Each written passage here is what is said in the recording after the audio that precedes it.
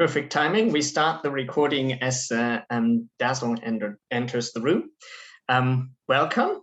And I think she doesn't hear us yet, so I'll just wait that 1 second longer. So as I explained before we were on air, as it were, Dazzle and I were contacted by the organizers because we work on climate professionally, and those of you who've had a chance to see the video Dazzle shared with Facebook and various other platforms, I believe, you can get a bit of a flavor there. And we kind of had the impulse, okay, yes, we could talk about climate, but that's not really what we want to do at the 30-year reunion. Let's do a sharing session instead. And so that's what this is. And welcome, Dazzle. I was also saying earlier to fill the time, but partly, but also because it's very true that one of the things I really love about this reunion format is that it is those 4 years, and we get to do things together with people we've never met and never spent time at Pearson with. And yeah. So this is the beginning, and Dazzle, maybe you start the sharing, because I've kind of filled the time to get people acquainted with the format and what we're up to do. But given that you already shared also the little video, maybe you just, if you feel comfortable, go ahead and start the sharing, and then we go around the virtual room together. I would love that. And thank you all for your patience. I'm sorry I fumbled around with getting connected here this morning, but I'm really glad to be here, and thank you all for being here. So yes, I am year 19. So I see Gabe and Jose, I know them, but everybody else, Caroline, I see. I know a couple people, but I'm very happy to see new faces. It is bright and early, 7 o'clock here in Albany, New York, where I'm based, right near where the Mohawk River meets the Hudson River. And I think you can see it in my name there. I should probably change that, but I work for the New York State government, which is not any place where I thought I would end up. But it turns out it's really interesting and challenging. I work in a small group that's called the Office of Climate Change, and I'm part of the agency that its main job is the regulatory agency for air quality, water quality, things like that. But I manage a small outreach and grants program focused on local government. So my focus is on cities, towns, villages, and even kind of county level governments, which are kind of in between. And boy, there's so much I could say to kind of bring this down to a more personal, not professional level. For those of you who knew me at Pearson,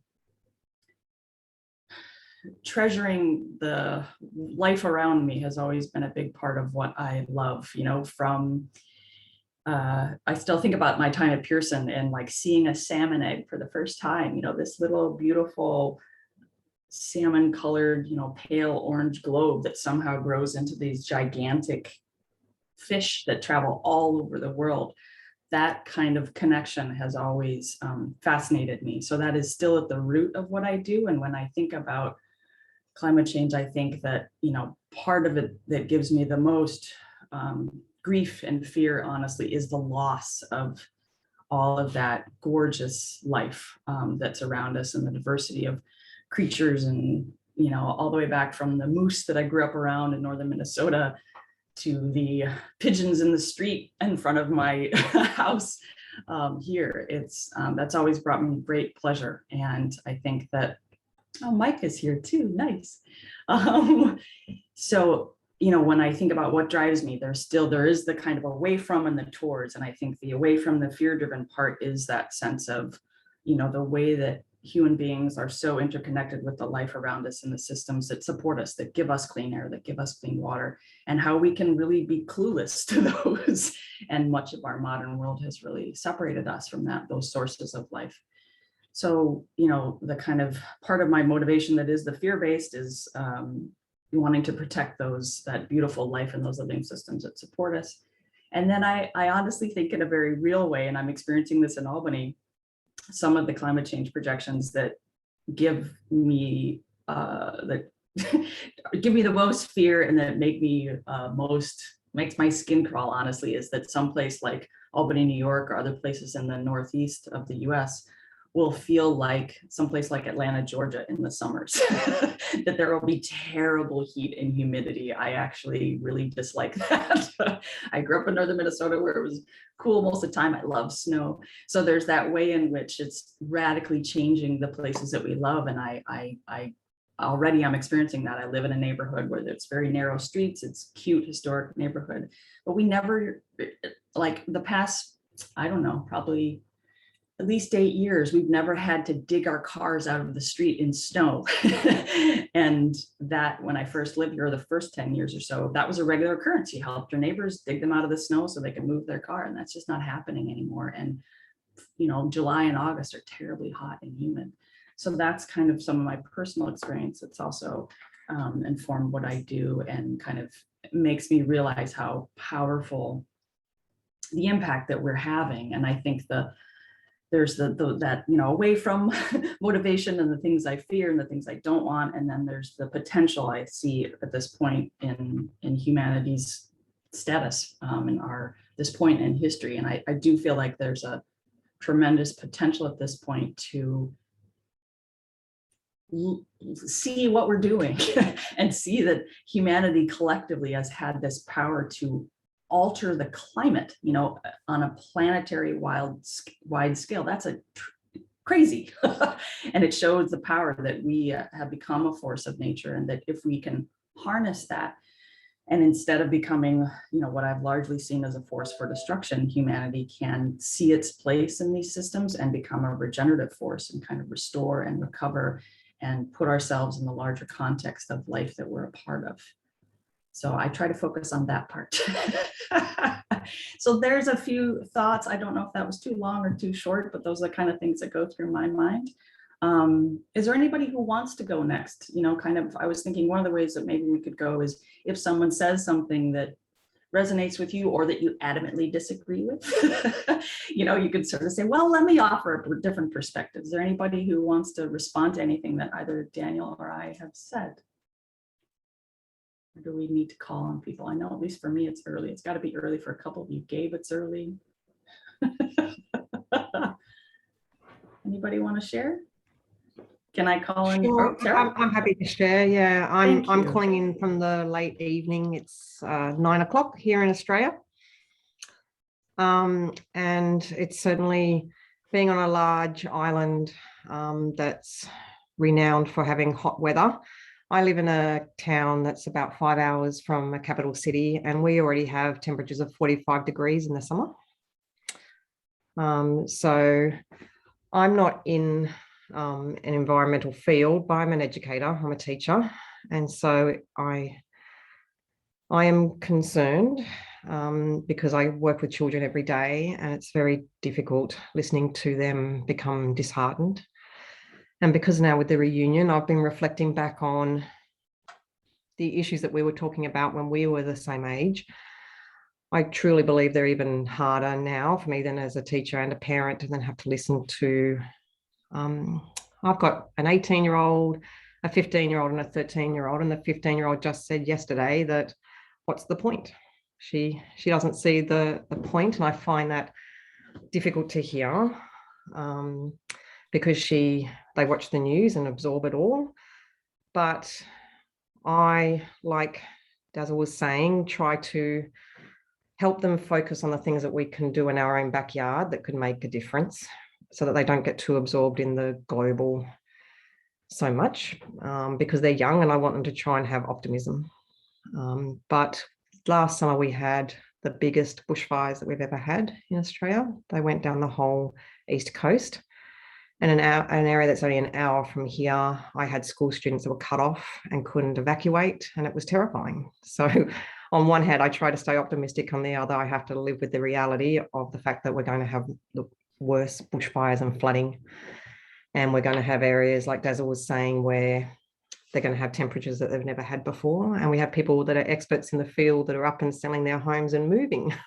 So it can be very difficult in those circumstances to stay optimistic. So we just do small things like conserve water and think about what we're doing with it. And talking about alternative sources of energy and things like that, and just try to join in when we can in things like something local, like if they're trying to save the koalas and things. I just try to help my children do it more small scale, while trying to stay optimistic, but it's challenging. Thank you.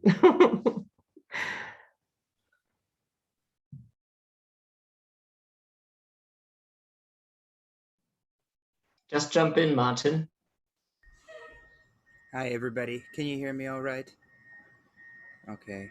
Good to see you. I'm still a little sleepy, and if there's some banging in the background, I'm sorry. Across the street, there's some kind of construction going on. So, but I really wanted to be outside because it's a nice morning and it helps me to wake up. And also, um, behind us, we're really lucky to have a pretty big backyard here, and we've turned over the past few years, we've turned a bunch of it into a vegetable garden, and it's really symbolic more than anything else because it doesn't probably change our consumption patterns too much, but Tara was talking about little things. So I guess one thing we try to do is, it's one way that we help ourselves feel better and connected to the environment as well, and feeling like there's this kind of a possibility for agency and a little bit of self-sufficiency, so that we grow a lot of our own vegetables, and my wife Amanda is kind of the lead canner, and so she cans things and we eat them in the winter, and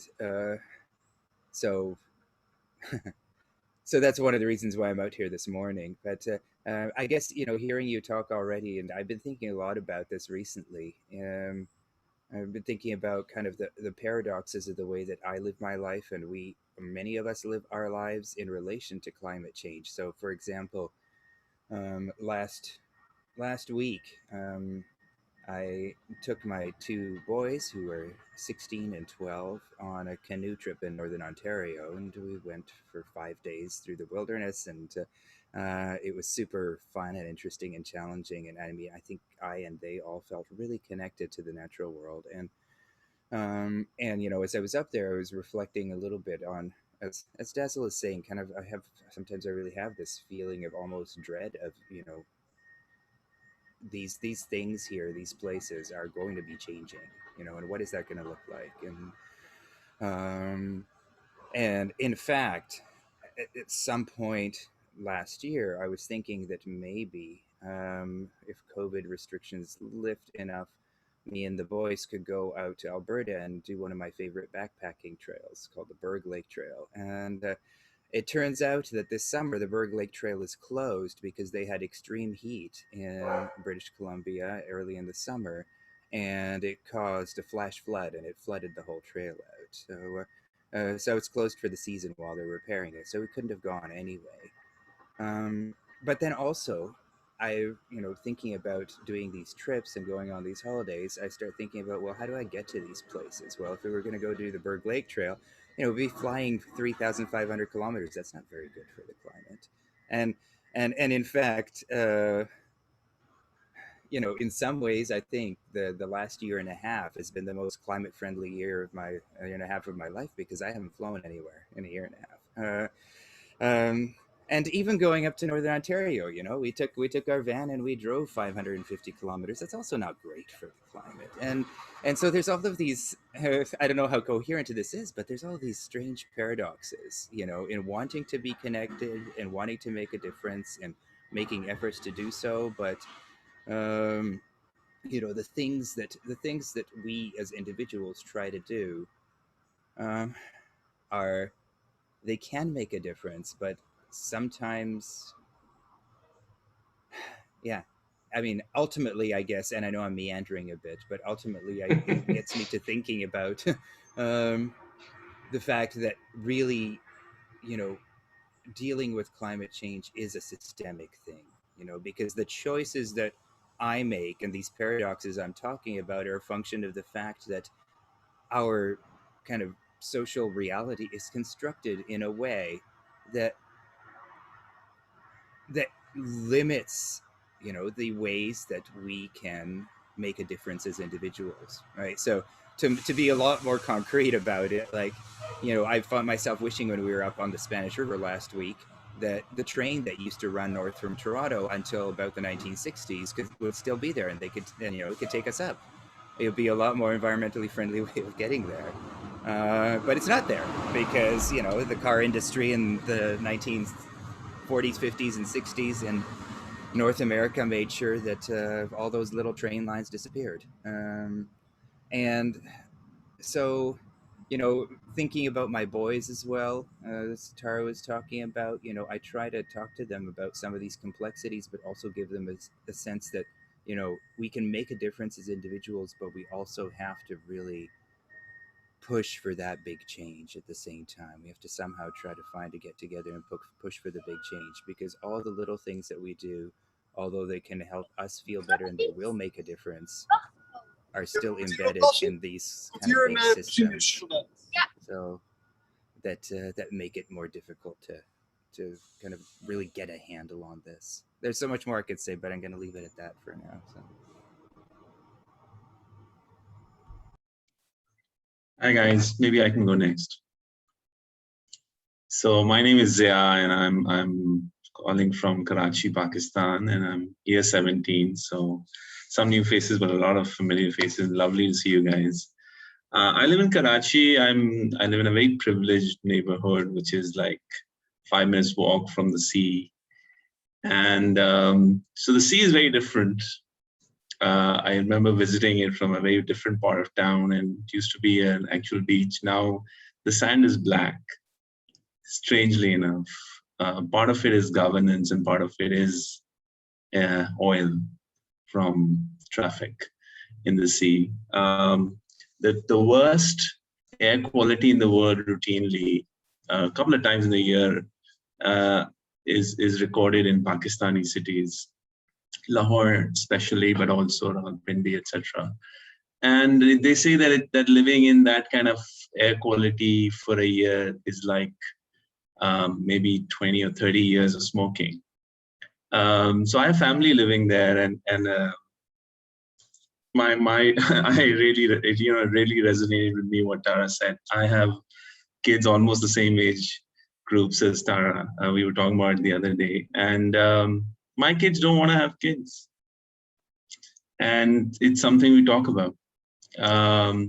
So I'm really like, we used to talk about, when my parents used to talk about stuff with us, they used to talk about events. Like, I wish you could have met someone that I knew. I wish you could have gone to that place. But now we talk about, I wish you could have seen that season. It used to be like this around here, And so it's not something to really debate.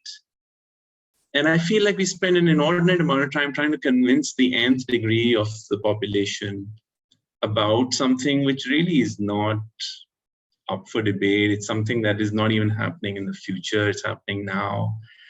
And I do really, really, so I work for an organization which educates less privileged kids, tries to do that at scale. We have like 250,000 kids in really vulnerable situations and communities in school, trying to give them quality education. And it's hard to talk to them about the environment because they're dealing with really serious issues of injustice and poverty and deprivation, and somehow environment has been kind of, filter. There's been like a filter put on it as if it's a first world kind of conversation and a very privileged thing to talk about.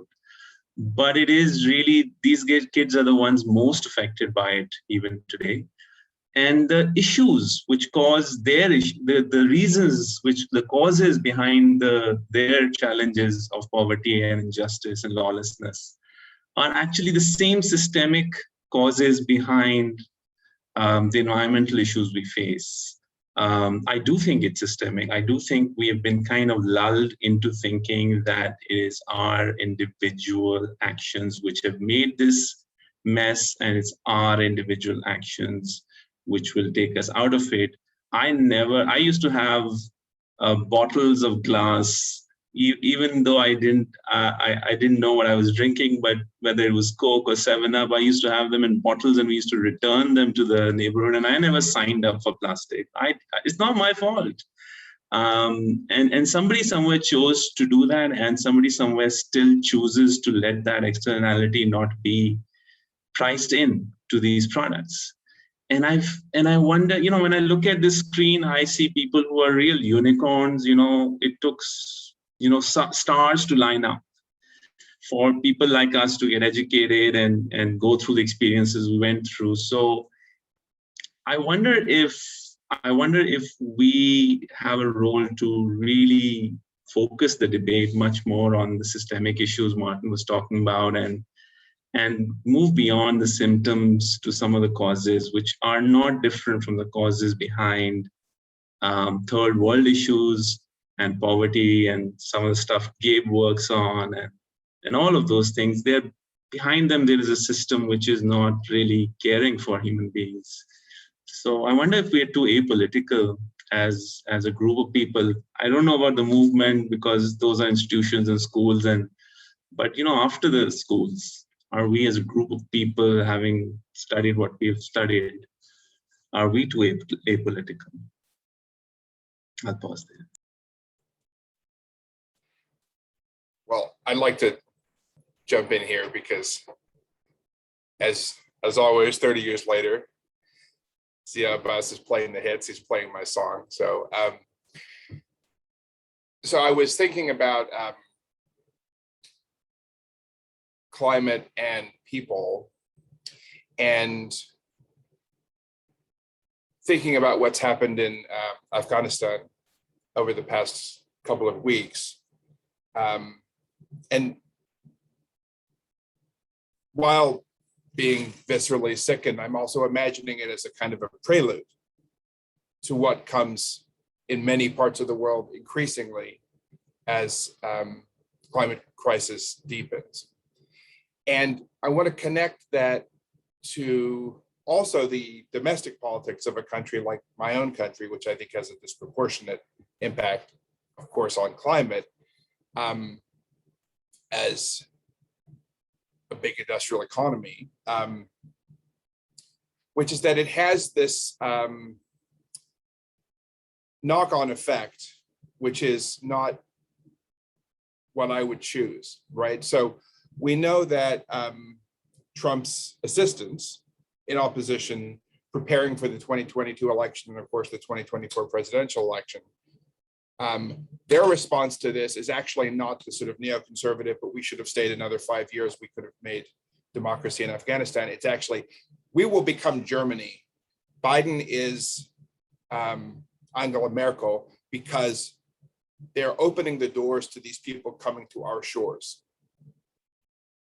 And so the dynamic of refugee catastrophe, immediately because of war, but I think increasingly because of resources and climate, triggers exactly the kind of politics which is the most dehumanizing. And what vexes me even more is that we layer that on top of an American political system, which I think sort of in its media dynamics and in its constitutional order is increasingly rickety, right? I don't want to go over all the reasons I think that is, but it makes it very hard to adapt and change, right? It makes it very hard to line up the legislative and executive and policy action that you need to carry through the systemic change. There are too many veto points, and to Zia's point, too many well organized and well-funded narrow interests that would just as soon not have their not pay for their negative externalities, is a very good way to put it. So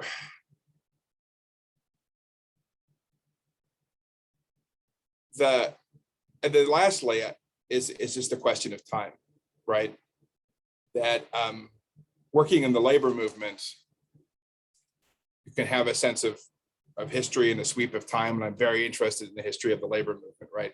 But I'm also really troubled that the kind of politics that I've been working on for the past 23 years and more doesn't work fast enough, doesn't work well enough. So I'm not giving up, but I come to this conversation with an enormous sense of being daunted that what I do isn't good enough to meet the moment and isn't effective enough, that we can gain a position here and there, and then we get sort of swept back. And then the clock runs down. So I'm looking for hope. Daniel, if you allow me, I would like to follow Gabe. For those who don't know me, I'm Cegas. Right now, I am living in Brasilia, Brazil, and I am working for the UN Agency for Refugees. And I love your speech, Gabe, especially because I have been thinking the last couple of days on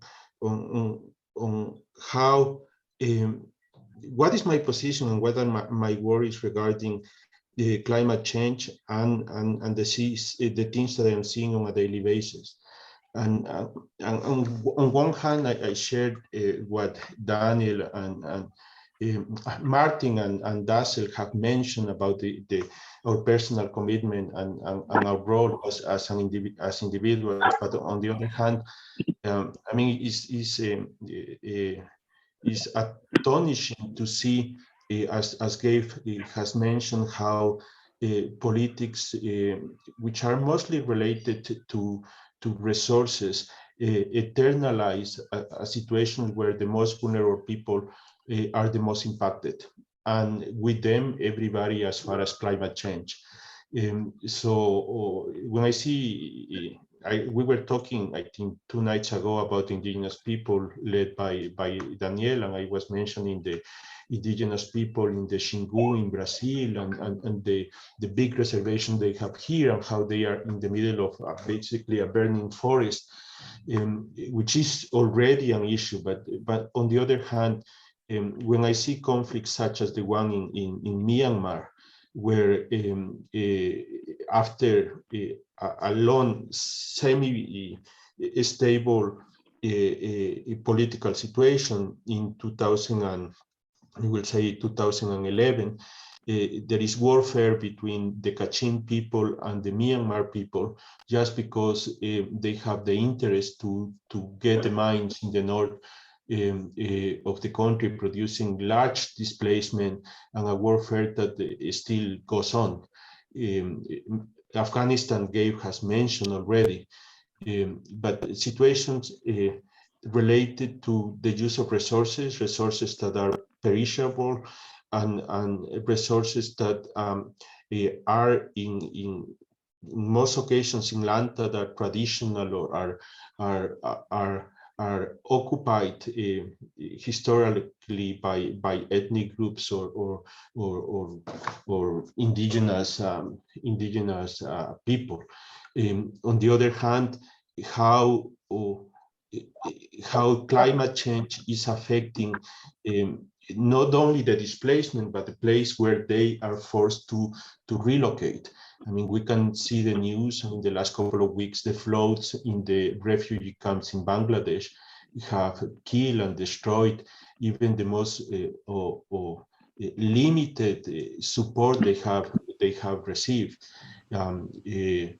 And what will happen in the next couple of years when the situation comes worse and people will continue to be displaced by human-made warfare political situations, but also because of the number of people who will be displaced, forced to be displaced by climate, when islands will start to disappear or will continue to disappear. So it's not a situation that only affects us in our own household, but it affects us as human beings, and what is our role in order to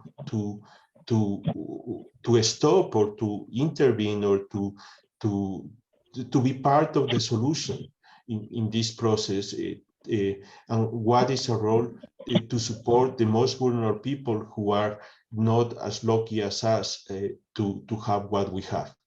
So I stop here, but thank you, everybody, and thank you, Gabe, for introducing the topic.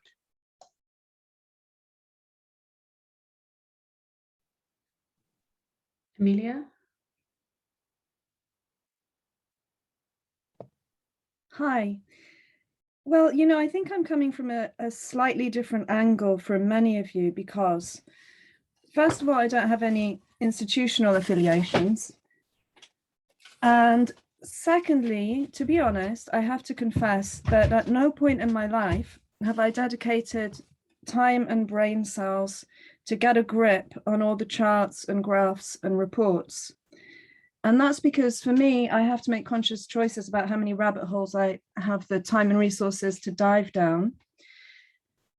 And instinctively, I feel that climate surely is such an extremely complex, chaos-based type of a thing that I wonder how much of a grip we ever could really get on it, or how reliable our models could be. So that's obviously not a criticism of anybody that's working in that way. But instinctively, I just shied away from it for that reason, and also because it seems to be another one of those domains where there's soft and harder forms of censorship for voices that might disagree with the mainstream. So I just felt that it wasn't for me to investigate all of that. However, that does leave me with a much more immediate relationship to the environment. And I guess I restrict myself to the things that really hit me in the face, you know? So what am I doing locally here? Well, again, I'm not campaigning or anything like that. However, I am in the process of buying a little piece of land, beautiful piece of land. And my intention is just to stop buying my food from those supermarkets, which make me feel sick with all the plastic and with the way the food looks. It's just so far away from the relationship that I want to have to food. So this is kind of a visceral thing. It's not because I read a report about plastic in the sea. It's because it's obvious that amount of plastic can't be good, and that amount of pesticides can't be good, because I can see it, I can smell it, it makes rivers ugly. It's just, I'm dealing with what's really obvious and in my face here. So what am I going to do with this piece of land apart from attempt a degree of self-sufficiency? Well, I'm going to try and become a farmer, which is a very arrogant proposition at the age of 48, because being a farmer is something you learn over the course of a life, or even a series, you know, generations, right? So I'm going to have to humbly learn from my neighbors who are farmers. I'm already working on a friend's farm in order to learn. And I'm really fumbling to try and explain. Somehow in my mind, something's coming together with the whole health narrative and the ecological narrative, because I feel like this year our lives have become dominated by a small subset of health professionals that are determining how globally we can live our life. But I can't help wondering if their focus is too narrow. Like, how come they decided that the best or the only way to approach the problem we have with this virus or any other disease is to look at an isolated cell in a test tube and start from that starting point? I feel like health is much bigger. It's a much bigger concept. And that things like joy and beauty, and a lot of people have mentioned that we need a systems analysis, just bringing all of ourselves to the task of becoming more healthy, not just making mathematical models, observing things in isolation in test tubes, following protocols, taking all our directives from a small subset of experts. I feel like we have to be much more broad about how we think about health. And I'm kind of feeling like there's a parallel between that and what's going to happen when I go to the land, because I'm gonna have to kind of love the land and look at the land and interact with it and ask what it wants with all of me. So I'm kind of trying to carve out this little piece of a kind of solar punk paradise for me and my family. And then if I succeed, which I may not, but if I did succeed, then would that mean that, you know, I'd done enough because I was now using less plastics and pesticide and less car journeys to the shops? Would that be enough of a contribution from me just to like secure a bit of food security for me and my little family? And this is the bit where I'm really fumbling, but inside myself, I feel that it will be a slightly bigger contribution, because it will it will be like a kind of it will be a kind of, how can I say this? It will be like a kind of symbolic act of trying to make sanctuary and do something positive, and a workable way of disengaging from all the you know, from our relationship with the supermarkets and stuff like that. But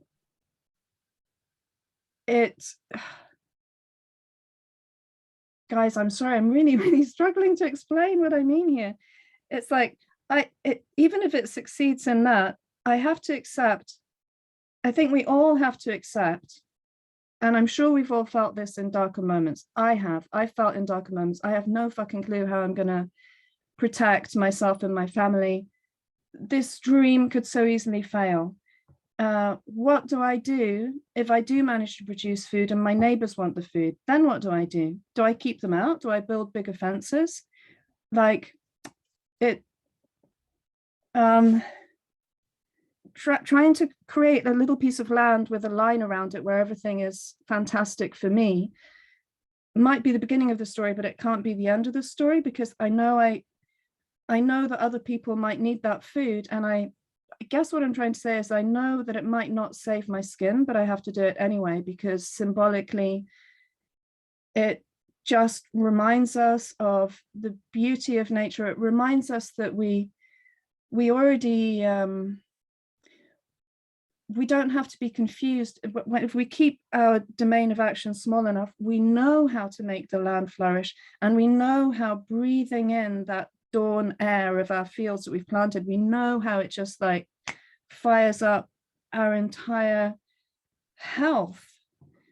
And I just feel like somehow that has to be central, but not in the sense of this is going to make me be safe. I also have to come clean, guys, on another thing about this, which is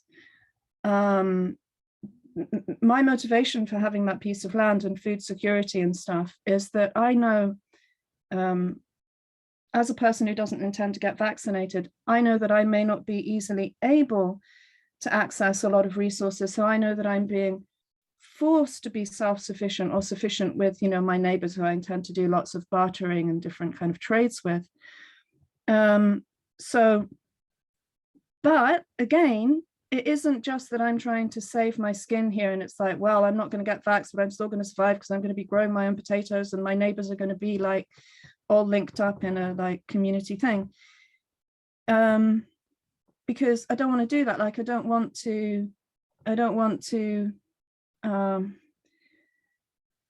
put a negative sign in front of the way that the vaxxed people are living and live my life as the opposite of that, because I don't want those divisions and that war mentality at all. So I don't know how I'm going to sort of pull all those thoughts that I'm having down to the piece of land, but I just know that as long as Emilia, can I suggest, sorry to interrupt, but can I suggest, just because there's quite a few people who got hands up and stuff, and also because the conversation, I think this sort of interplay between ecosystems, personal responsibility, you know, health and so on, there's so much to kind of discuss there, and I think we can probably find other places and ways to do that. Can I suggest that we try and sort of think instead, not instead, but, you know, as sort of building on that idea of you talking about your personal responsibility and the things that you're doing personally. I have a question just for the wider group really, which is about systemic issues and systemic solutions. We've been talking about, you know, the personal. I also feel like we're struggling to do the work on the long view. I mean, it's, you know, I know that we're all worrying about it, and that's where the, you know, reports and charts, and if you read them, that's what they're sort of showing is the long view work is what needs to happen. But the cycles of government, of corporate financial reporting, of education, they all work on much shorter range pressures and targets. So how do we counteract that? How do we balance those things up? I'm not an expert in this field, and I would be really curious to find, you know, personal reactions, professional reactions. How do you make sure that you're not just talking to people who know that they're going to be out of a job in 3 years, or hope they're not going to be, I guess.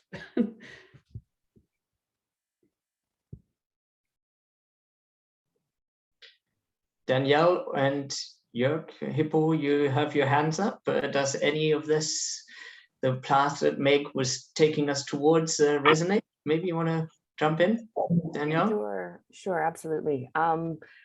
So you know, and it's funny, I was thinking along the same lines as Meg and Zia and Tara. It's wonderful to see you because it's the first time I think the time zones have aligned and I've been able to see you two in the reunion, and thinking about what you're saying about your kids, and it's heartbreaking, and I feel the same. And I was already thinking, I can't talk about that. I can't go there because it's too hard, but I can talk a little bit about my work, and I'll preface it by saying I've never worked on climate policy.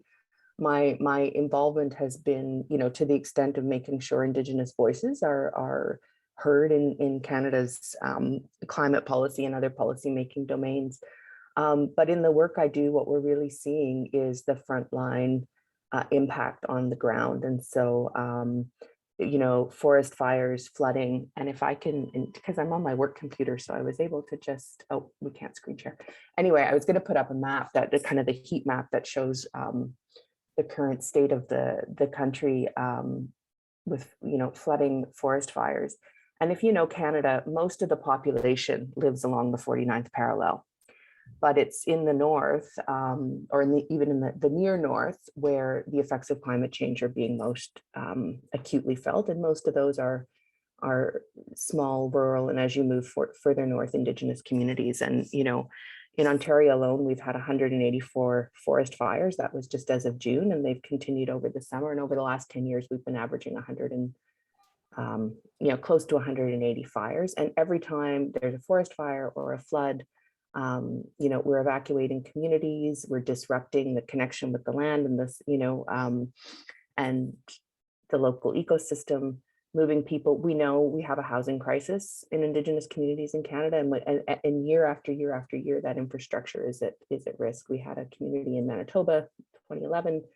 The entire community was wiped out by flooding. We've lost a First Nation in Lytton, BC this year. The entire community has been destroyed. And so when you're already starting from behind and trying to close the housing gap and the infrastructure gap, you know, we're continually, we're in that mitigation adaptation mode. But I feel like, you know, this is where I hit kind of the panic button, is that we'll just never get caught up. And, you know, I guess maybe my last observation is, you know, there was Gabe who talked about, you know, how can we, you know, maybe or Zia, we need to be more political. And this is where I'm, you know, at this point in my life and in my career, I'm thinking, you know, in Canada, we have a nonpartisan civil service. We live by the principle of fearless advice, loyal implementation. And I'm actually looking forward to retirement, because then I'll be allowed to have opinions and be politically active again. And so how, you know, that's kind of my struggle is, you know, how to have the impact, but in the work I do, I'm very much constantly in that reactive mode, right? That, you know, managing the crisis. And I've been off work for the last 2 months, and I just started back this week and talking to my colleagues. It's been unbelievable. Like, it's been, you know, every day, every night, on high alert because of what's happening in the country. So I'm just going to leave it there.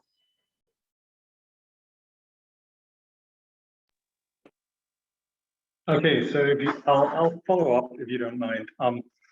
My personal and structural reaction to the climate crisis is that my wife and I funded a housing development firm which is dedicated to creating CO2 negative, CO2 positive houses. So I did have my talk on that. The technical problems are not that big, especially in a developed country like Germany, or would be the same in Canada or the US. It's actually just a question of wrapping your brains around it. The biggest issue is actually getting the money. In Germany, banks will not finance things they do not understand. So our biggest issue is that our first project that we're currently working on will cost us something in excess of 4.4 million euros. And we have to fund that ourselves, every penny of that. So the issue is we will have to find banks that understand that there is only one way out of this crisis, and that is to completely alter the way that we consume. Yeah? So we have to have decentralized grids in the Western world, and we can do the same thing, of course, in large parts of Africa afterwards, that will allow us to have energy, basically endless amounts of energy, without emitting any CO2 at the end of days. We'll have to have housing concepts that are able to warm and cool themselves without emitting extra CO2. Yeah? But as I said, it's not a technical problem whatsoever, because with today's technology, it is actually fairly simple to build these structures, and they don't even have to be more expensive than anything we're currently building. But we have to get the money to build them. And the other thing is, most development firms have only one goal in mind, and that is to maximize their own profit. So in a lot of development projects, the profit margin will be in excess of 80%. This has to come down to a very reasonable amount, so that actually modern CO2 positive housing does not have to be expensive at all. So that's the only way to do it sustainably. I'm not sure how to actually get the markets to change. I'll just put all my own money in it.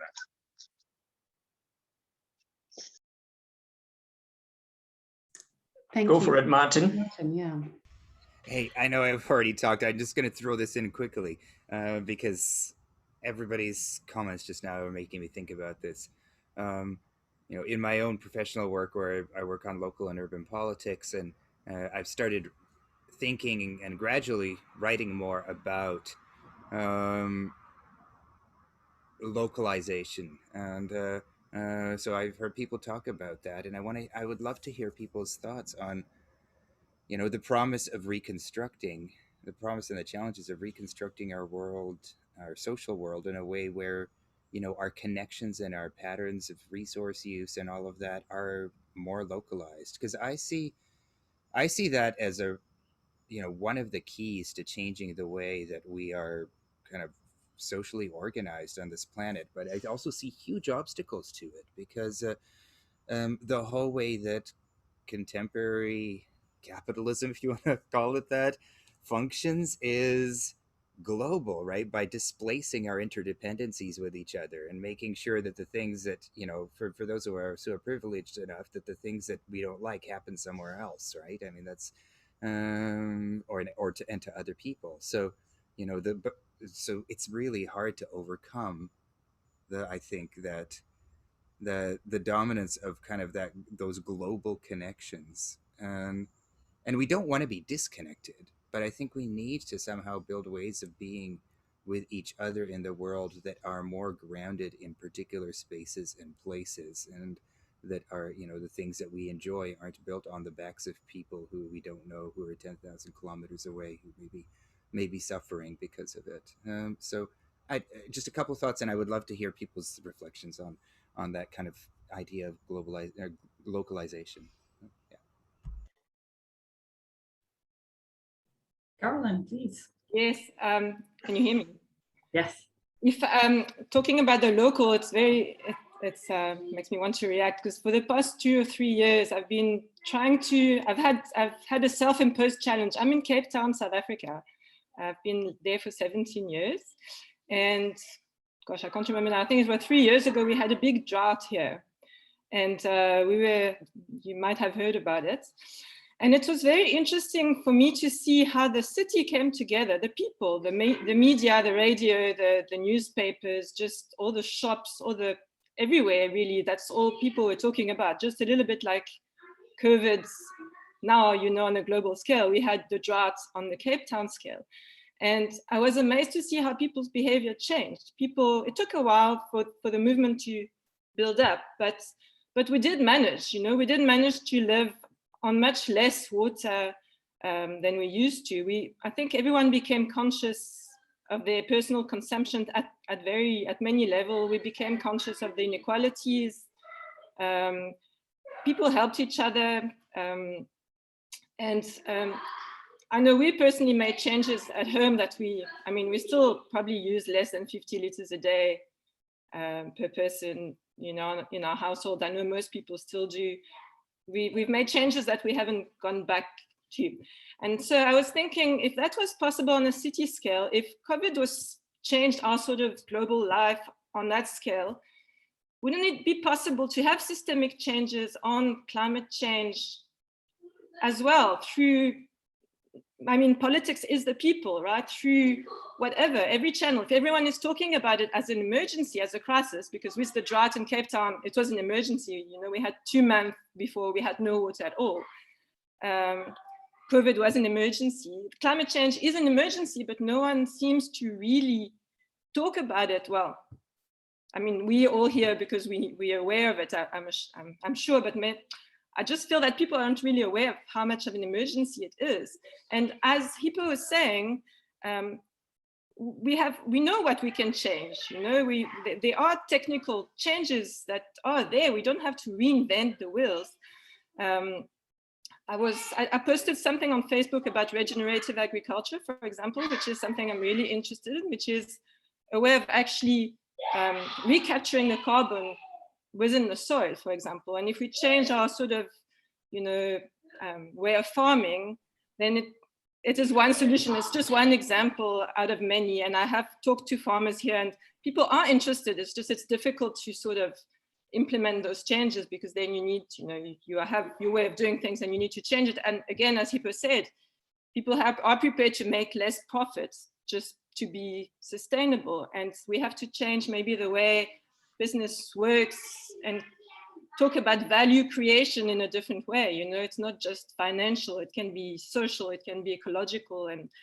And to come back to my personal story, for the past 3 years, I've been challenging myself on a very personal level. How can I clean my home, look after my health and my hygiene, general hygiene, in a very simple, essential way, no hassle. I've got 3 young kids, I'm working from home, they're homeschooled. Economical, that's affordable, and that's not going to have a big impact on Earth. So I started making soap, a very basic soap, just olive oil and caustic, and that has taken me through this huge path of discovering, okay, what do we use on a daily basis? What do we really need? Do I need 300 skincare creams? Do I need 300 bottles to clean my home and keep healthy, And where do these ingredients come from? And I've got olive trees growing in Cape Town. Why do I put coconut oil in my soap? I can make a soap with just olive oil, and just reducing, just really getting to the essence of things. As you mentioned, talking about local, I found out that I could look after my health and my home with 3 ingredients that I found locally. And it's not going to be the same ones that you can find in Maputo, because in Maputo, you'll have coconut trees and you'll have coconut oil. And so that was one thing, which is now leading me to a different stage, was okay, those olive trees, how are they grown?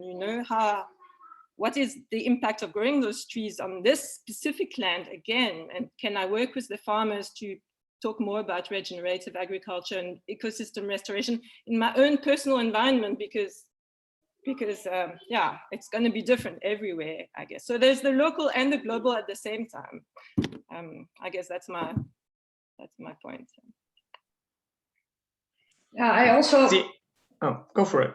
Yeah, I also feel there's a sort of, at least I feel there's a different responsibility living in a developed country or a rich country in which you have so many choices, you know, and you have the luxury of making choices. So in my professional work, I do territorial development in mainly Ethiopia and Guinea, in areas where people live below the poverty line. So in terms of what do you need, you know, they're a shining example of how little you need to still survive.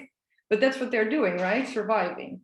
And our livelihoods have been developed in such a different way that it's not the way we can live anymore, I think, in our societies, even if we'd want to, and even if we cut down on plastics and on, you know, travel and everything which is normal to us in daily life. But I also always feel so, you sort of feel helpless, right? Because the small changes you make in your daily lives do actually come down to the people, you know, whom I see in my work. Like they are the ones who are way more affected by a dry season than I am. Like if there's 2 degrees more here, probably, you know, in the Netherlands, even though I'm right beside the biggest canal in the Netherlands, I live below sea level, you know, I really do not have to worry so much for being safe. Whereas the people and the farmers I work with, definitely after 2 seasons, you know, there will be cattle which is not there anymore. Children will have died. It seems so unfair. And then you always struggle with what can you do and what's the effect. And the relationship is never so clear. And that I think makes it so hard to motivate people. So you have to do it from intrinsic motivation, which probably all of us here have, but how do you talk to other people about that? And how do you not want to sound like a school teacher, you know, even though school teachers are great, but you know what I mean? Like my kids, my oldest one is 13. He's never been in a plane in his whole life, which I think is wonderful, right? Like, yay, but he's the only one in this class. So he feels quite stupid for having those parents, you know, who always want to go by train and by bike, sometimes by car. But this is, you know, this is society. So I also realize that if you're if you are environmentally aware, you're not part of the mainstream yet. It's not a mainstream thought. Like everybody wants to be environmentally aware, but nobody wants to give up their holiday, right? Yeah, it's not. It's just things I walk into, and my personal solution is just to do as much as I can. In my work and my personal life, but yeah.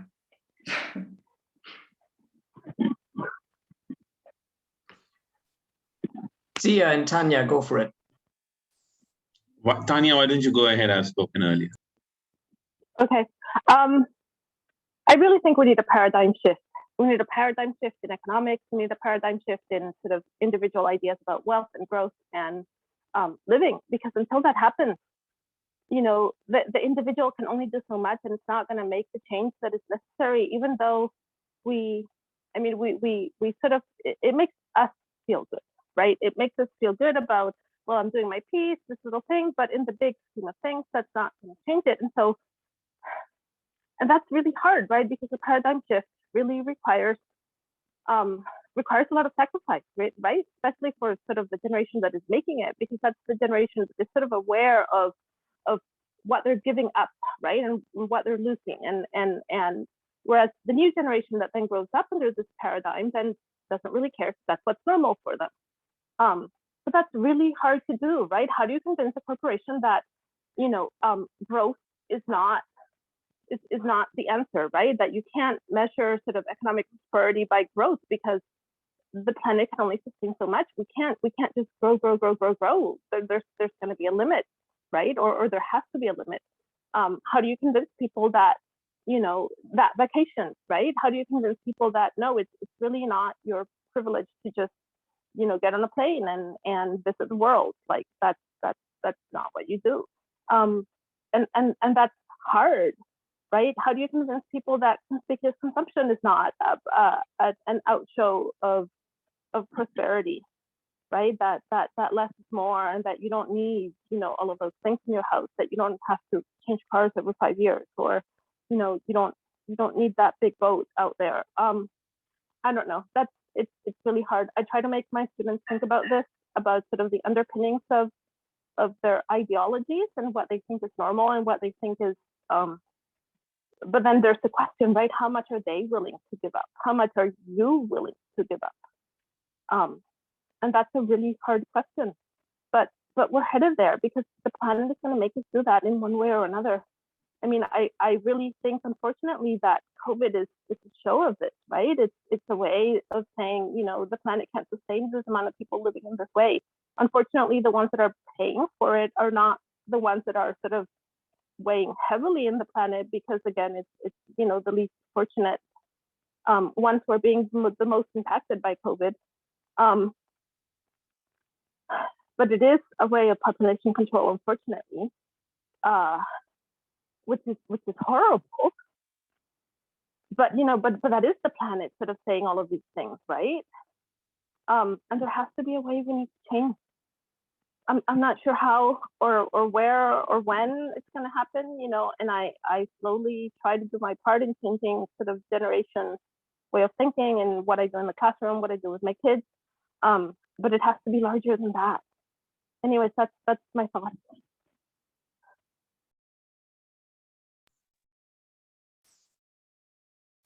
Yeah, so just wanted to go back to some of the points made on making individual choices, and I think it kind of links to localization as well. I just feel like as a society, as any society, we don't leave our most pressing challenges to individual voluntary action.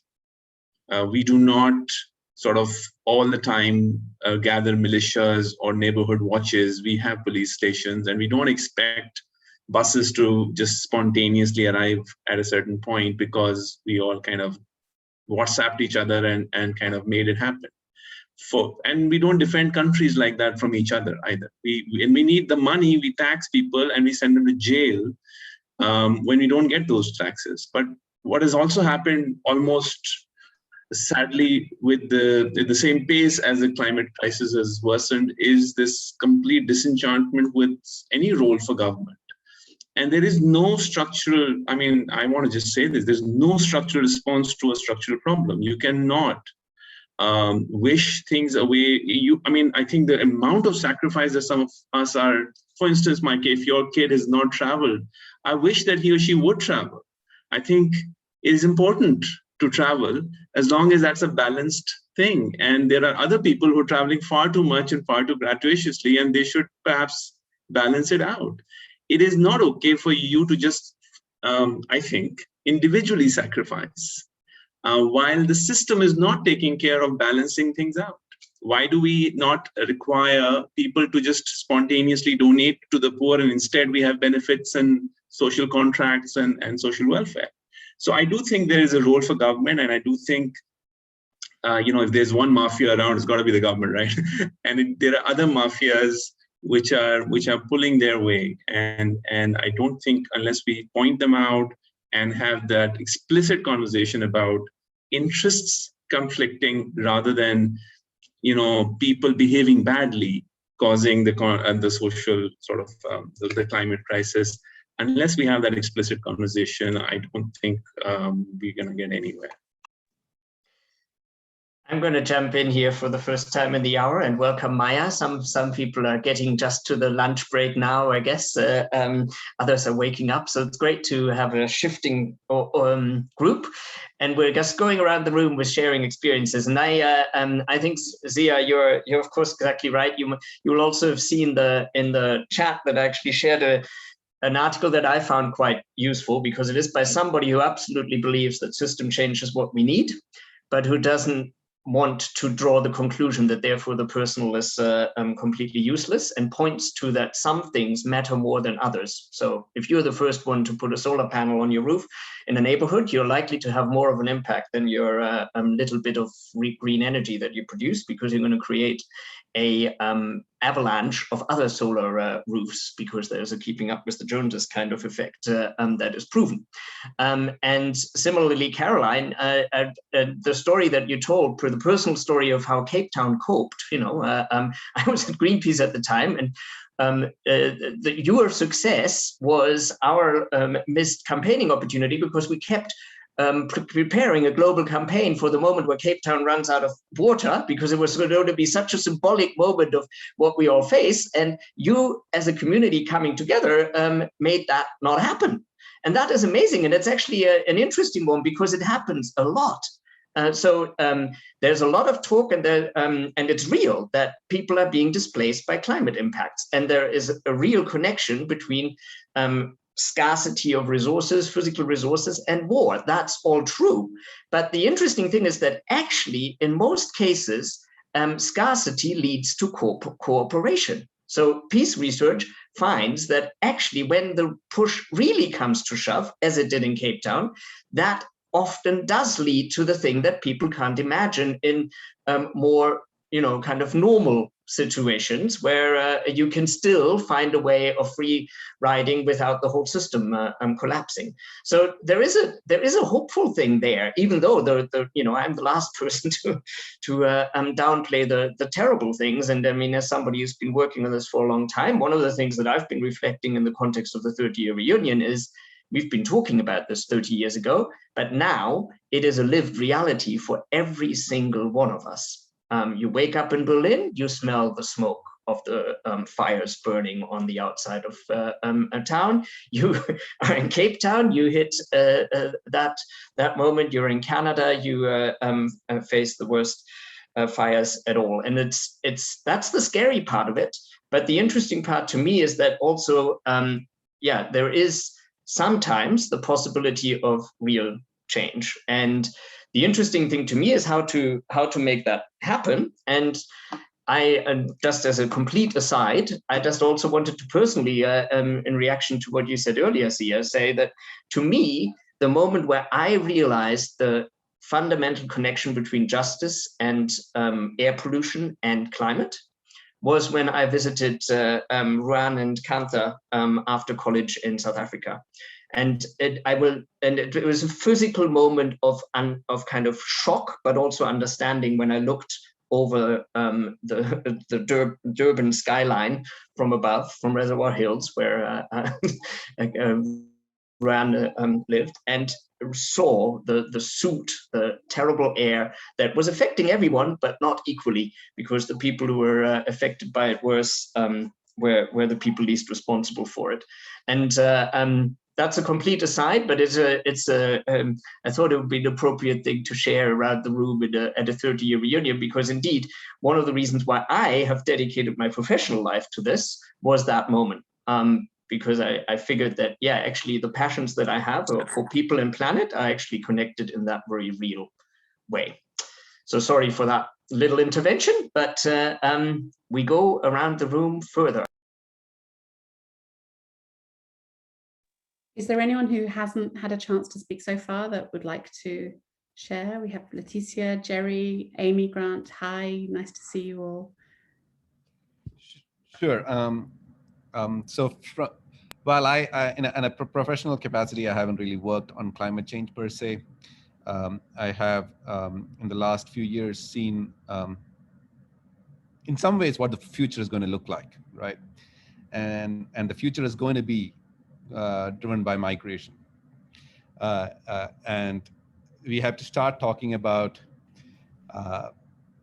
what if we are not going to be fast enough to address the problems of climate change. Over the last 10 years, I think both in Europe and the United States, essentially politics has been upended by, realistically speaking, very small numbers of people coming in. But that has upended the politics to such an extent that in all of these countries, I think pretty inhumane things are being done to people seeking refuge without enough of a reaction to it. And I think structurally, internationally, there's a gap in how do we treat migrants seeking protection outside the five things that the Refugee Convention is written around. And Refugee Convention was clearly a reaction to the horrors of the Second World War, but we don't have something similar right now to deal with what is going to shape the next 30 years of the world, or the next 40 years, because these numbers are not going to go down whatever the governments across the world try to do, this will continue. And as yet, I think we are at a loss as to how best to address it. And I think from a personal point of view, personal standpoint, I think the best thing we can do is obviously engage politically in creating that space that this is inevitable. What we are doing is unsustainable. We have to have more humane ways of dealing with the after effects of climate change. And so, yes, everything that we do, I mean, there's certainly a governmental role in addressing it. That has to be balanced with kind of the development needs, as Micah was talking about, and people wanting more, especially in several developing countries where the politics of climate change is very strongly perceived to be a Western imposition, right? Rightly or wrongly, and so we have to understand kind of the political limits of maybe some of these structural changes that we're talking about may not arrive fast enough. What do we do about the future? What do we do about the consequences of climate change?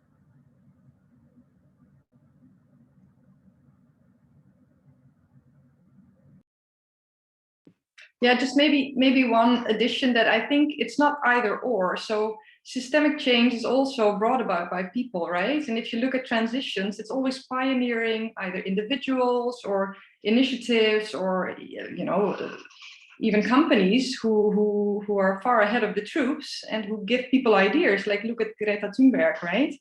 The way she's been able to stir up the discussion, etc.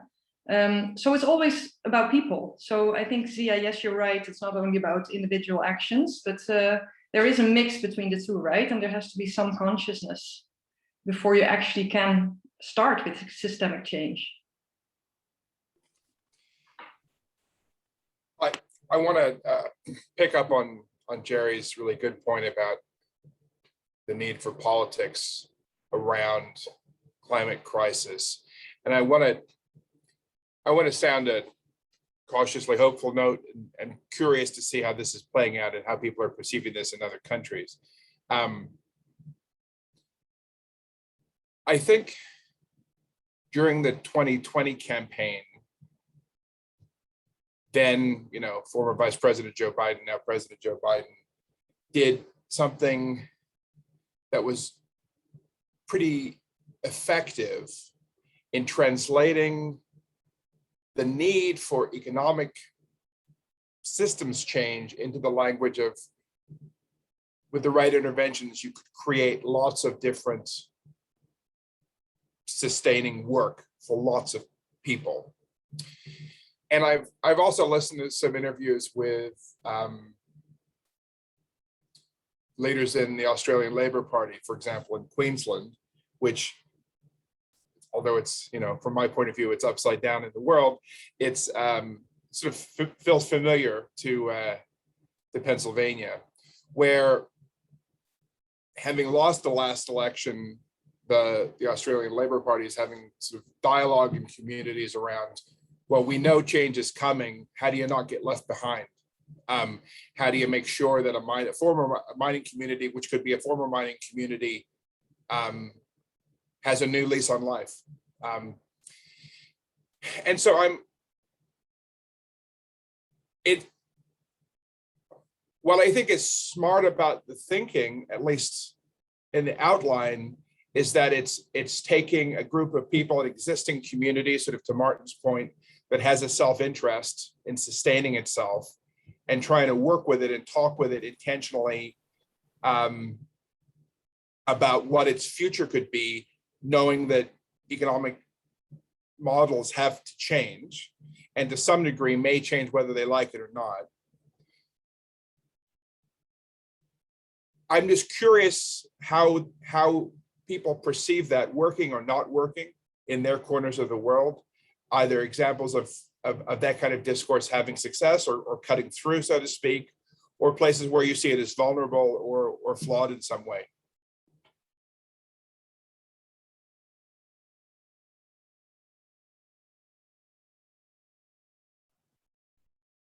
Just jump in. I think it's Amy.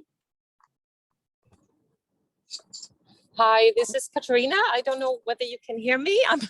I'm actually on traveling today, so I cannot dial in via my laptop. I've been actually working on climate for the past 6-7 years from a finance perspective.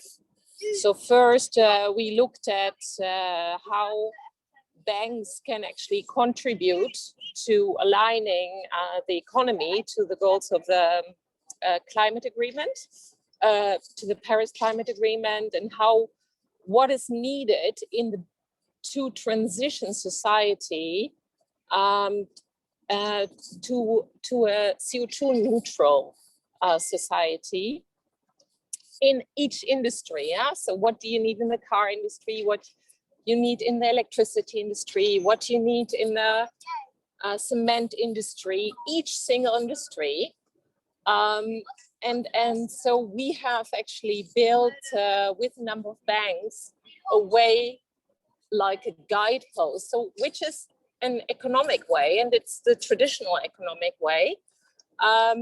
We found that one limiting factor is really that we need to have put a price on CO2, which is, traditional, like economic way of putting price on something, on the negative externalities that the CO2 emissions are causing. So I wouldn't say that it's really a different paradigm, but it is really thinking through also the negative externalities. Now I'm working in venture capital also on climate and looking into ways we can finance new technologies to help climate change. And there is some hopeful developments, except that I'm not sure whether we will have enough time. That's my biggest concern, to finance and to manage the transition.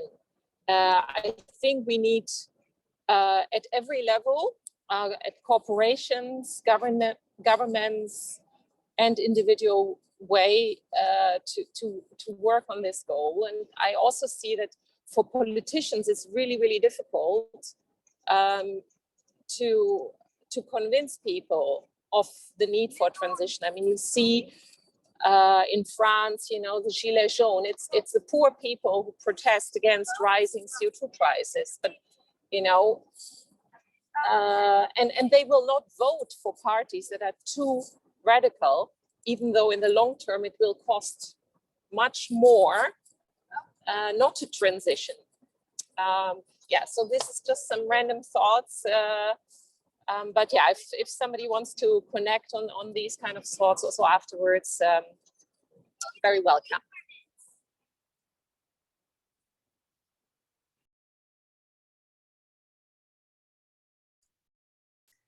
Hi, everyone. I'm sorry I joined so late. And I apologize if other people have talked about this. I don't have any expertise in this other than lived experience. And living in Maine, we have seen,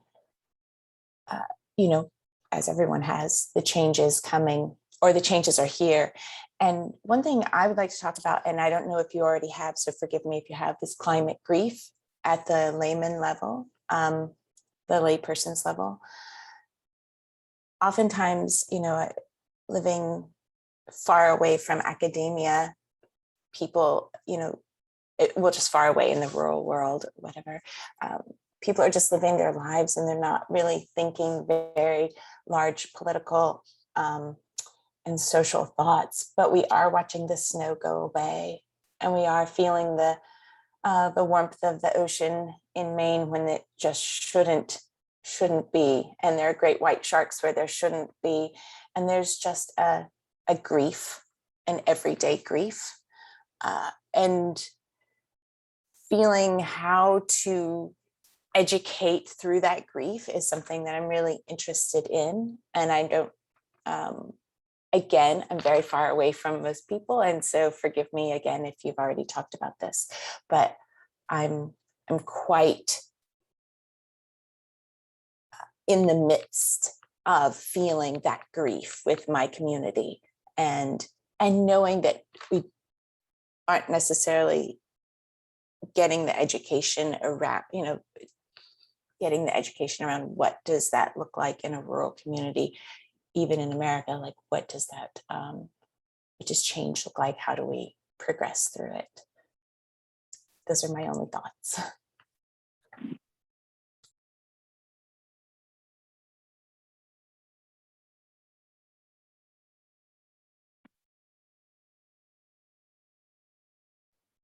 Yes, I'll share just some reactions, and seems like there's a little bit of a space. Thank you, Amy. I think it's really important for all of us to acknowledge those feelings and talk about those feelings, because I think it's part of our humanity, and it's part of the loss that we're facing.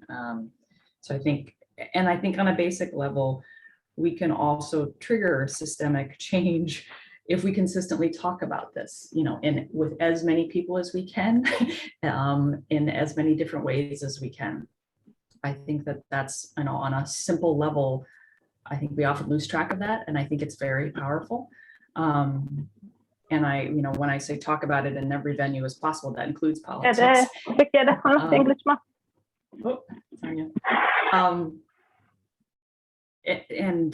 I think that there's a way in which talking about it can also be expanded as to, we convince the politicians, when there's enough of a rise of concern about this and questions about this, and conversations where we're grappling with the complexity, because I think that's also what I'm hearing through this conversation, is people are talking about the personal and the systemic, and they're not separate. They are interrelated. We can draw lines through it, but I think the way that our mental models, especially in the West, have been so fragmented. The body is a good metaphor. My body is not my heart and my lungs and my liver. You can't take those apart and put them on a table and expect a human being.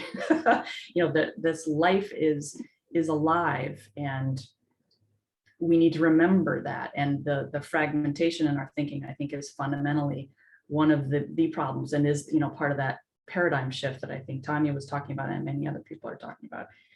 And I think we need to keep working for what are the solutions that are education-based, but that are a transformative kind of education that can help people uncover what is their intrinsic motivation, what are the things that they care about. I think it was Micah who has left us, but talked about intrinsic motivation. I think in general, it can be very powerful to sort of, instead of only listening to the experts and being driven by fear and the doom and gloom, is to uncover what is it that I care about most, and how can that sort of drive me to play a role. Because I do think the other piece of this is it is complex, and there's a role for everybody to play in whatever form that is. Amelia, whether that's, finding your piece of land and building that community and working from where you are, and all of us doing it in different ways.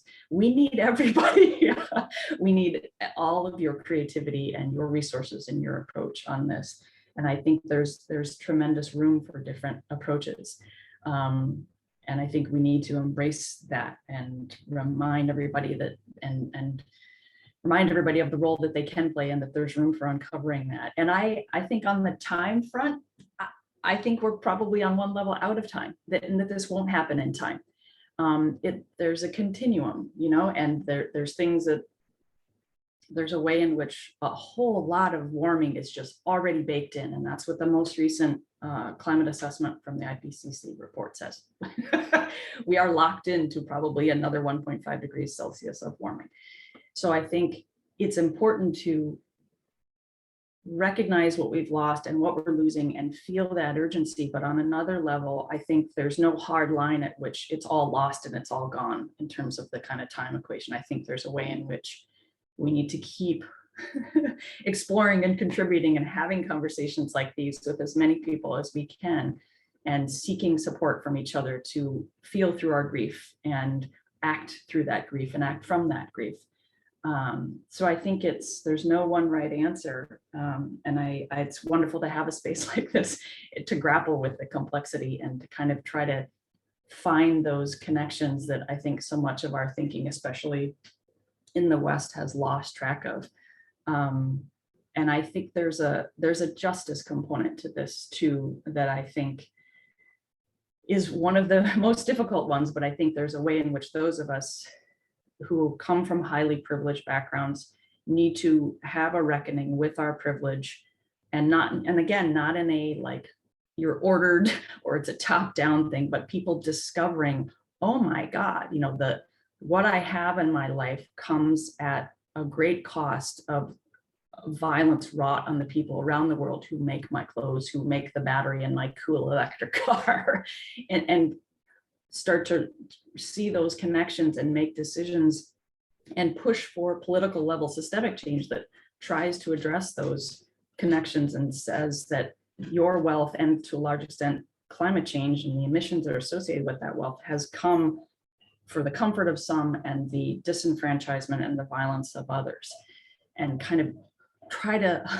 incorporate that. And it's tremendously clumsy. New York State is in the process of doing this right now. And I remember the first moment when I heard that New York State's, it's called the Climate Leadership and Community Protection Act. And it's this statewide piece of legislation that has aggressive greenhouse gas emission reduction goals, and it's good. And I remember when I first sort of heard that it was basically a mishmash of two different pieces of legislation, one of them which was very climate justice focused, and the other one which was more kind of reducing climate change to, this is an issue of greenhouse gas emissions and that's it, which it's not. It's highly connected to health and to, like I said, justice and all sorts of all the other issues of poverty and all the other connections that you all have made. And I remember hearing that, oh God, so we're going to solve climate change and social justice at the same time. We are screwed. This was already complicated. Now we're making it more complicated. And I had that initial resistance. But as I'm watching it unfold, it is super clumsy and ridiculous and narrow. And it's also really positive. I think that it's causing, you know, something like a state agency that I work in for the first time on a regular basis to be asking questions about justice and about those communities that have been disenfranchised and underserved, and asking questions about programs that have been around for years and saying, oh wait, who are these, for example, grants really going to? Are we just rewarding the high performers over and over again? Are we really reaching those low-income communities? Oh wait, these are competitive grants. Is that really reaching who we want it to reach? Is it reaching the people who need it the most? And the answer often is no. So I think that the root of it is continuing this exploration and trying to build those connections, remind ourselves of the whole living systems that we're all a part of. And I don't know the answer to, I think it was it Meg, I think, who asked, like, oh, what is systemic change? How do we trigger systemic change? And I think we find that out through continuing to have conversations and trying to think about these connections. And in my own sort of personal way, I've started to study sort of regenerative living systems kind of theory that kind of tries to pull all these things together and tries to help shift our mental models towards ones that are more holistic and integrated. And it's so weird and so hard, and it is potentially slow. But I think there are those points, you know, part of it, like Daniel pointed to, there are those points where you explore and you think and you challenge yourself, and then you may hit some point where there is transformation and there's a shift in perspective.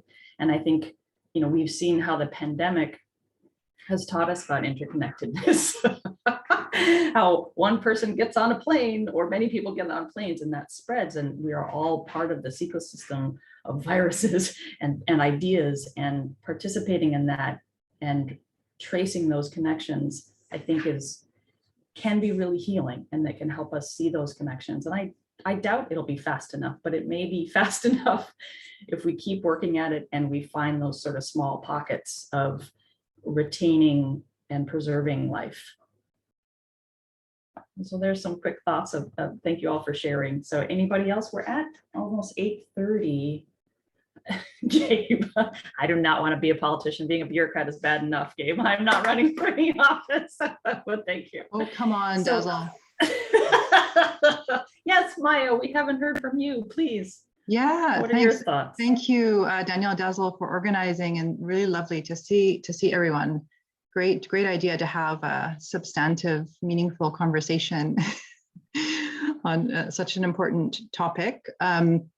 Yeah, I guess I've been recently drawn into the climate field after working in international treaty law for a number of years in The Hague, and I guess because I really saw that the global governance and the sort of international policy, international legal part was very much missing often in climate debates, which is something that I think the UWC community should be very well placed to actually engage with and address. It's still, bye Zia, nice to see you. Yeah. Yeah, so basically we're all still thinking very nationally about, except for, and then the Paris Agreement was, you know, sort of the miracle negotiated instrument in 2015. So we're trying to draw attention to all these global governance dimensions. How do we scale up government policy at the international level among all nations? How do we address all of the various issues competently? Because of course we have now bursts of energy and activity in the US and in Europe, European Union, but there really aren't yet very serious efforts to scale up that action at the international level. And just one example, Gabe, you had talked about the labor market transitions issue, and we commissioned a paper with some Indian experts who did comparison, you know, Nigeria and India. And I think the narratives around, it's really good to hear that you think the Biden administration and others have made really excellent progress about the jobs narrative, and excellent progress is too strong a term. Yeah, I thought it was a good campaign slogan. I was a little bit different perspective, but go ahead. The narratives, yeah, no. Campaign slogan. Yeah, the narratives though are hugely important, like across the spectrum. Also, you know, for the grief or like in terms of, you know, the calamities that we're moving into, like now we're just starting, you know, do you think this is bad? I mean, remember all those scorched koala bears just recently, like it's appalling, and it's going to get more and more appalling. So I think, like, anyways, so it's, and we are too late. We're much too late. And you know, the IPCC report, they're getting a bit more bold because the science is so irrefutable now that we're just starting to move out of the climate denial kind of space, which is sad and pathetic because we're very much behind. And the like key scientists, prominent, you know, world leading climate experts are also saying, oh my God, this is shocking. Things are happening so much faster than we thought. Oh, this is starting to shift 50 years earlier than we had thought. So it's, I mean, and that's also predictable in terms of the complexity of these systems, not following a precautionary principle. So we're gonna have to go global very fast and at a very strong level, probably at some point is my prediction, that we'll just have to have some kind of very intensive, like paradigm shift in international coordination. So, and in terms of the private, like I think that this labor market transition issue is so huge and it's so neglected. You know, there aren't really any international organizations, like the ILO isn't, you know, dominant or really active in this space. There needs to be work on that front. Of course, on the corporate front, there's more and more, you know, companies that are, I think, sincerely trying to shift. However, that has to be connected with proper regulatory environments. There has to be the enabling environments. Sometimes corporations are ahead of governmental legislation, actually, but there has to be, yeah, there has to be both, and as quickly as possible. Huh? Hello.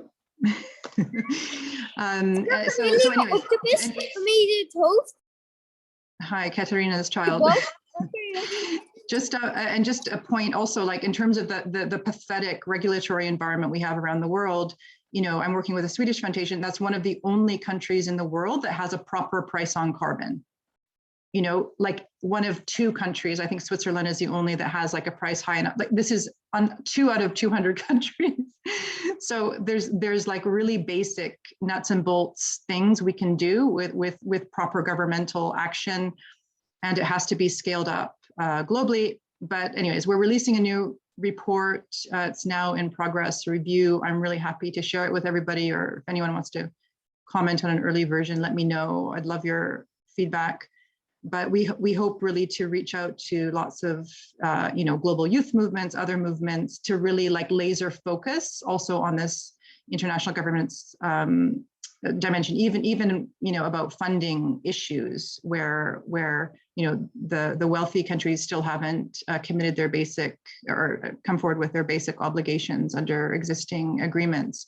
But we need trillions more, and there's enough money in the world. So we've got our work cut out for us. Indeed, loads of work to do. Did we lose Leticia? Oh no. Leticia, you've been with us the whole time. I'm curious, want to share any thoughts? How is this sitting with you? Hi, everybody. No, I don't have anything to say. I mean, I was just hearing you, and I'm just, you know, sometimes I feel really frustrated. Since I left the college, I've been trying to live thinking about the environment, and it's quite difficult. It's quite difficult to find people to understand what is happening and what was happening in that moment. I was the weird people. I mean, now it's more, I'm more normal now, you know, because I think, I don't know, it's globally, people are thinking globally right now, but in that moment, everybody said, you are crazy, you are, I don't know, nothing that you are saying, it has a fact that, I mean, you are not right. So I don't know, I feel really frustrated because it's not only to say, I just grow the vegetables, I do it. It's not just to say I compost, I do it with neighbors. It's not to say, well, I leave the city and I go to a rural area. It's, you have to think about the society. You have to think about the people that they don't have the same education I have. We need a more equality society. I mean, what Daniel was saying, you know, but I don't believe in politicians. I sick of them because they are not thinking about us. They are thinking about them and what they can get for them. So that's, and I'm just starting not believing in organizations like international organizations, because it's like, for example, WWH with the vaccines. I mean, I'm not talking about if you have to get the vaccine or not, but if you see, there is not a really equal distribution about vaccines. I mean, so we have an example there. We have a world that is really unequal, that it's, we have, I don't know, there are a lot of issues that we were talking about when we were in the college, like peace, religion, so many of them. And we keep in the same place. We didn't change. We didn't, I don't know, I feel like we didn't change. So maybe I'm really pessimistic right now. It's not what I want to, I don't know. I don't want to be like this, but I feel like this because I'm not finding, I don't know, answers, solutions to the problem, you know, and we are getting out of time. That's the point. So I don't know, sorry. It's okay. I mean, I think that frustration and that grief is a thread that's gone through this entire conversation, and I feel it every day, and I vacillate and I go up and down, and there are some days where I'm like, nope. You know, being in climate change all day long at work, there are times when I'm like, I need to stop and regenerate myself. And I think that we are all, you know, I think Gabe said he's looking for hope, and I think we all are. And I think that we won't find it unless we talk more. And I think, Leticia, this kind of forum is I know you're not weird. We all know you're not weird. You're not alone. And I think, especially in the kind of society I grew up in, it was, work hard, be self-reliant,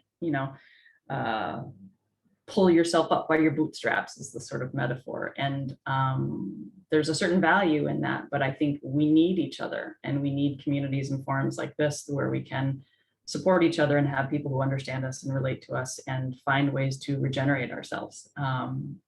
Because it's so, oh, Jerry's leaving. We left. Bye, Jerry. I'm so glad he came and that he spoke. So yeah, I think it's, we need that, and we need each other. And I think it's, there's lots of reasons to be angry and sad and frustrated. And I think we are dealing, when we look at this with clear eyes, and I think I'm hearing that from many of you, is we are facing the inequalities inherent in the way humanity works. And this kind of, the dominant paradigm right now is highly extractive. And we do that with the environment, whether it's, mining or other things, but we do it with each other too. There's a real lack of humanity and how we treat each other. And so we treat certain people to be also just extracted from in the same way that we extract from the earth. And I think we need to acknowledge that we're part of this kind of historical trend, and that we're going to kind of chip away at it as much as we can, but it's a big, enormous problem. I see Maya unmuting, please. Yeah, I was just going to say, like, in terms, Leticia, in terms of the international sphere, like, I think there have been some very positive developments, but it's sort of like with a democracy, it's like eternal vigilance. There can be backsliding, and people have to work really hard to try to keep, and to, any institutions that have some integrity, and to keep pushing them to change and to evolve. And like, we need also more voices in international organizations that are progressive, versus, it's kind of like what you say about politicians, they're only there for themselves. But working at international organizations, many people they're just there for their career. Sadly, like, it's really sad. But that's like, there's an inertia. There's also a deference to power, which you find, all over human society. And, however, now I do see also some new opportunities opening with the UN 75th anniversary, which just passed. And there's some very progressive and excellent people pushing, like, in very inner circles, with progressive states to actually, keep the dialogue going, keep the pressure on, to actually make, some healthy progress. So, but it's fragile. It's as much as we can all kind of show up and work together and collaborate. I mean, same in our democracies, same with our politicians. I mean, I just met the most wonderful member of the European Parliament from France, who's working really hard on, like, environmental issues and, definitions of ecocide and trade and climate, like, really pushing hard, like, so people can do such a lot of good if they, if they have the right intentions. But what I found is amazing is just trying to connect with people who, yeah, like, you feel like you really have a connection in terms of intention, and, people who are really working selflessly and, know how to cooperate. But what's the solution for dishonest politicians? Anyone? Well, I'm not sure if this is the solution for politicians. That remains to be seen. But I wanted to share something, just thinking about the back and forth of the conversation. And it just occurred to me, because as the screens get bigger, I realized over my right shoulder, I could see this sort of piece of yellow paper, which is a little poster from my national union, which a lot of days feels like a big factory that produces words. But this is a sentence that I liked so much that I stuck on the wall, and I'll share it with you. It says, "Leadership is the ability to inspire, develop, collaborate with, and align others to take action and successfully achieve our common goals." And I'll type it in the thing if anybody likes it, but the reason I think it's so brilliant is that it's scalable. Like, from a trade union perspective, like, this could be what an effective national union leader does. It could also be what an effective shop steward or member leader in a workplace does, just with the three workers around her. And it may also be applicable to the politics and social dynamics of climate crisis, that we can inspire people around us. We can develop our understanding. We can collaborate with people and align people to take an action as a group. And starting that at any scale can be an answer to holding politicians accountable, can be an answer to challenge the way a corporation operates or bureaucracy. It seems like it creates space for change. I can't imagine any other way to do it without it. So that's what I'll leave. I've got to jump off in a minute too, but I wanted to share that just because it's something that I come back to in my work. They just, again, I literally saw it over my shoulder. I thought I'll drop it in here. Yeah, please do put it in the chat, Gabe. Sure. Thank you, Gabe. And I think we should probably close. This has been almost 2 hours. So thank you all for, especially for those of you who stuck around this entire time. But did this start 2 hours ago? Yes. I guess I misread the UT because I Googled when UTC was. I'm always confused by UTC and the. I got all sorts of. I missed a whole hour, darn it. Sorry about that. So just for reference, anything that says UTC, the best thing is to look on your calendar. If you go to the pcreunions.org site and subscribe to the calendar, it will go into your calendar in your local time. But yeah, sorry, UTC is the same as GMT. So that's, I apologize for that. At the moment, yes. Yeah. But it points to how we can continue this conversation. You know, we've connected here and we've got hopefully lots of forums to connect. And I am intrigued by the idea that we could have a little Pearson International community of practice, you know, conversations around climate change to air our frustrations, our grief, our hope, our ideas. But also, if you want a subcommittee of global UWC youth engagement, let me know, because I can link it to this Global Climate Governance Commission. So that would be brilliant. And we could connect to Greta Thunberg's organization, et cetera, and do lots of things. Yeah, I think there's lots of potential. I think that I think it's nice to start here and to sort of see where people want to take it, but I think there's, you know, the connections where it could go are really excellent. So thank you all for being here. Does anybody have any last questions or comments? Or should we close? Okay. Thank you all. Thank you, Daniel. Thank you, Dazzle. Daniel, thanks, Dazzle.